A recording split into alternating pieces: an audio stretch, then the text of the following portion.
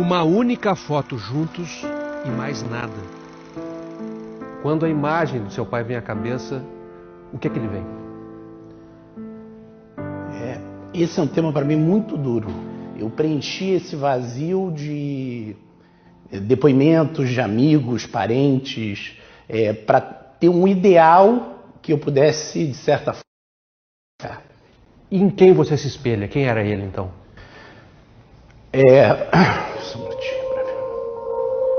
Orador experiente, o presidente da Ordem dos Advogados do Brasil precisa de alguns segundos para retomar o único assunto em que lhe fogem as palavras. O que eu ouço, né, dessas pessoas que conviveram com ele, que o grande traço do caráter dele era a generosidade. Felipe Santa Cruz tinha 1 ano e 10 meses quando o pai, Fernando Augusto de Santa Cruz Oliveira, desapareceu no Rio de Janeiro aos 26 anos. Fernando era militante da Ação Popular, organização de origem católica que queria derrubar a ditadura militar instaurada pelo golpe de 1964. No dia 23 de fevereiro de 1974, um sábado de carnaval, saiu da casa do irmão, no bairro do Flamengo, em direção a Copacabana. Ele tinha um encontro com Eduardo Collier Filho, também militante da Ação Popular. Nunca mais foram vistos. Os dois fazem parte da lista de 434 mortos e desaparecidos políticos da Comissão Nacional da Verdade. Mas as famílias nunca encontraram os corpos, nem souberam das circunstâncias do desaparecimento. Na segunda passada, ao criticar a atuação da OAB durante a investigação do atentado que sofreu no ano passado, o presidente Jair Bolsonaro disse saber o que tinha acontecido com o pai do presidente da Ordem. Um dia, se o presidente da OAB quiser saber como é que o pai dele desapareceu no preso militar, eu conto para ele. Ele não vai querer ouvir a verdade. Eu conto para ele. A versão, não é a minha versão. Aqui, a minha vivência, né, me fez chegar a essas conclusões naquele momento. No mesmo dia, ao vivo pela internet, enquanto cortava o cabelo, o presidente atribuiu a morte do pai de Felipe aos próprios companheiros de militância. Não foram os militares que mataram, não, tá? Todo mundo tem certeza que haviam justiçamentos. Então as pessoas da própria esquerda, quando desconfiavam de alguém, simplesmente executavam. A declaração do presidente contraria documentos oficiais. A que conclusão chegou a Comissão Estadual da Verdade em relação a Fernando Santa Cruz? Que ele foi sequestrado pelo Estado ditatorial e que esse regime, que durou 20 anos no Brasil, o matou. Qual o documento mais importante, na sua opinião, que comprova isso? É o documento que prova a sua prisão, porque em 79 foi feito um levantamento pelos órgãos de repressão e esse documento cita a prisão dele. O documento do Serviço Secreto da Aeronáutica foi encontrado no Arquivo Nacional por Lilian Gondim, amiga de infância de Fernando, companheira de Ação Popular e voluntária da Comissão da Verdade. É o primeiro documento que existe que diz que Fernando foi preso, que até esse momento a família, apesar de ter batido em todas as portas, né, nunca o Estado disse que Fernando tinha sido preso. Sempre era negado. Existem 2 hipóteses sobre o destino do corpo de Fernando.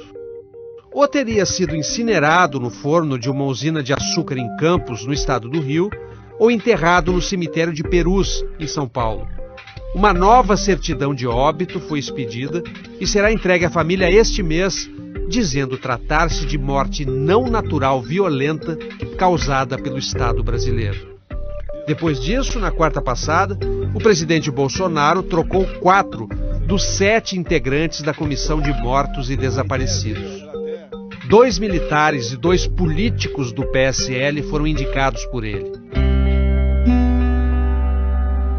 3 gerações da família Santa Cruz receberam o Fantástico em Olinda, Pernambuco, onde Fernando nasceu. Se dizem aliviados pelo fato de Dona Zita, mãe de Fernando, não ter ouvido a declaração do presidente Bolsonaro.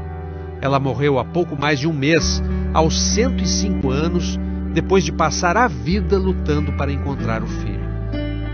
Ela passou muito da dor, no sentido de que a dor faz a gente amadurecer, faz a gente ver um mundo diferente, faz a gente lutar e lutar pelo aquilo que a gente acredita.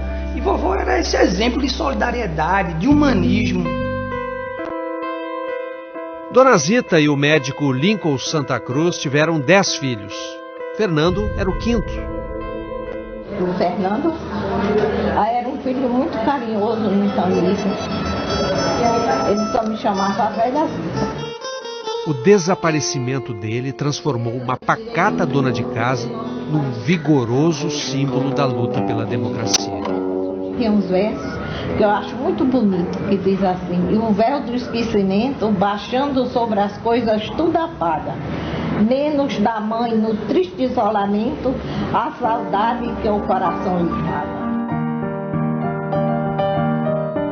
Ela, aos 102 anos, mesmo ela já perdendo a lucidez, ela ainda recitava o poema inteiro. A gente tem esse sentimento que ela viveu 105 anos justamente em busca da verdade. A pessoa, para viver muito, tem que ter uma causa para lutar. E a causa que a mamãe teve para lutar sempre foi saber o que aconteceu com o filho dela.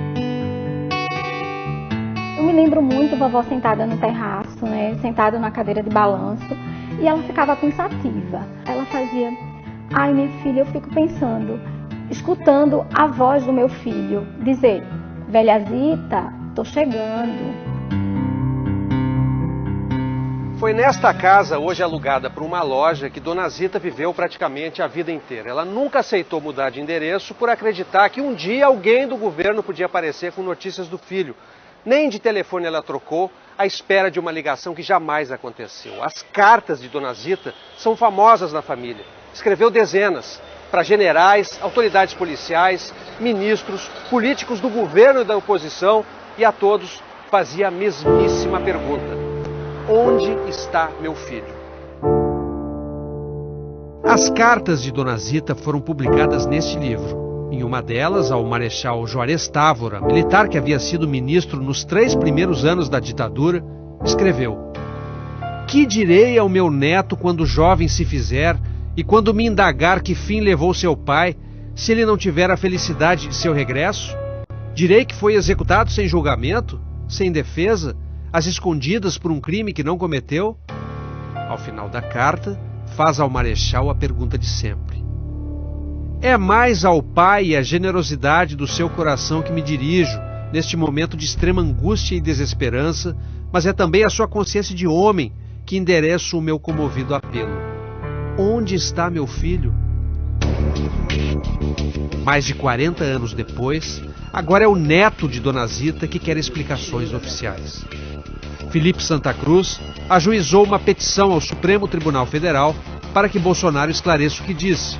O presidente tem 15 dias para se manifestar, embora ele não seja obrigado a fazê-lo.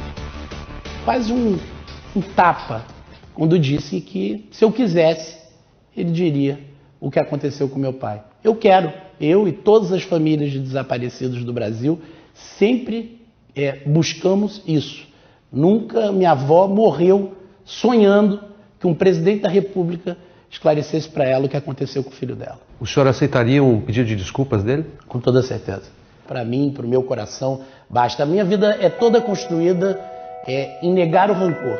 Porque eu tinha 2 opções na minha vida: ou viver envenenado com o que aconteceu com meu pai no início da minha vida, olhar para frente, né? Levar na vida o que de belo ele deixou.